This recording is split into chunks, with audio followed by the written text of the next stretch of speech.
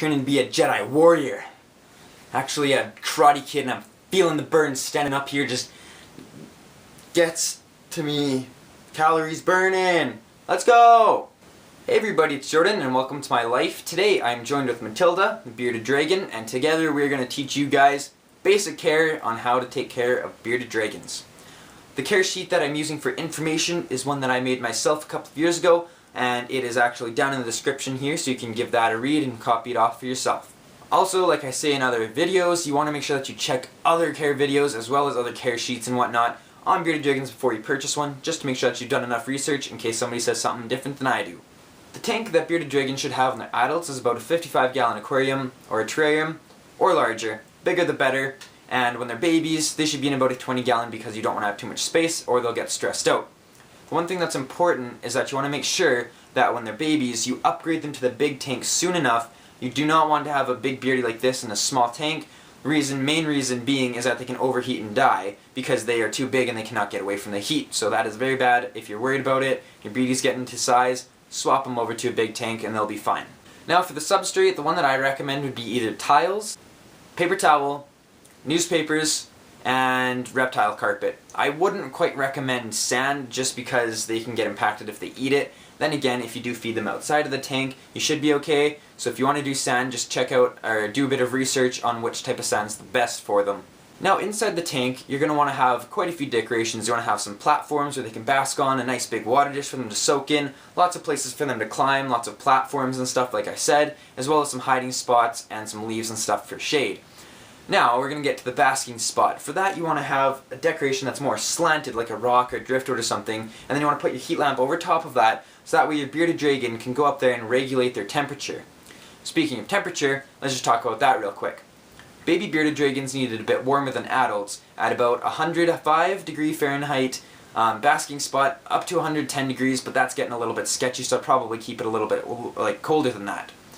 When they get adults, they like to have it a little bit colder, so about a 95 degree Fahrenheit to about 100 degree Fahrenheit basking spot should be just fine with them, and that can be achieved with about a 100 watt daylight basking bulb, or you can use a heat emitter as well. I'm just not too sure exactly which one you'd use, and you want to be careful with those because they get very, very hot.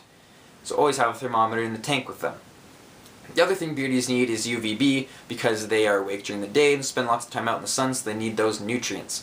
For that you do not want to use coil UVB bulbs because it can end up leading to eye problems, which Matilda actually has. If you want to know more about Matilda and why I have her, just check out some of my older videos. The ones that you want to use are the fluorescent ones, so they range in sizes and lengths and whatnot. You want to get about a 5.0 to a 10.0 desert UVB for them, and just get the biggest one that'll fit on your tank because that way they'll have the sun everywhere they go and they'll always get the vitamins no matter where they are.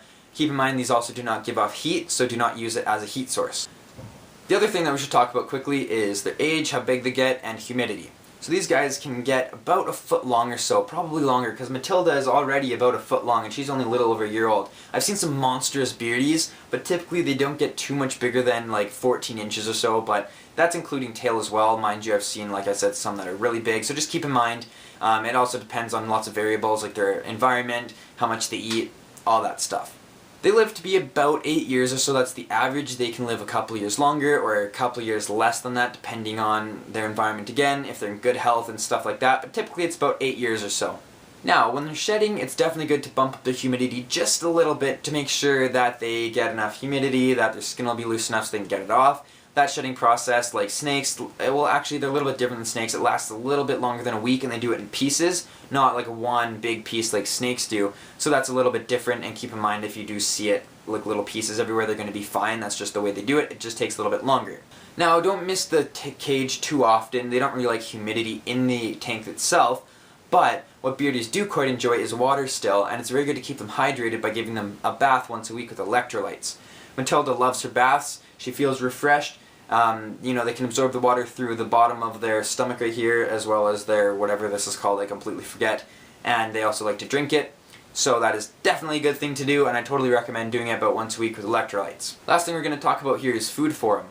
So baby beardies, they get about 80% protein, so like live food as in crickets and all those other bugs, and then they get about 20% fruits and veggies, a little bit less on the fruit, a little bit more on the veggies.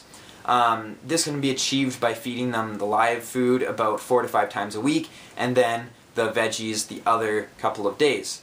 Now when they become adults, it completely swaps and they get about 80% veggies and then 20% of the live food. Again, keep the same schedule, just switch it over so they get veggies the majority of the time. Now, check out a couple of websites about the best vegetables to give your bearded dragons. There's some that you shouldn't give, as well as some fruits you shouldn't give. And like I said, limit the fruits because they have lots of sugar, which isn't necessarily the best for them. And that's about all, to be honest. If you have any further questions, please leave a comment down below, and we will do our best to answer them. I'll ask Matilda herself. She's a very, very smart beardie, and she's pretty awesome. Very good pets. Very popular. You guys will be fine. Just follow these easy steps and you're well on your way to taking care of a bearded dragon that's going to live a long and happy life. Thanks for watching. Please like, favorite, and subscribe, and I will talk to you guys in the next video. Bye.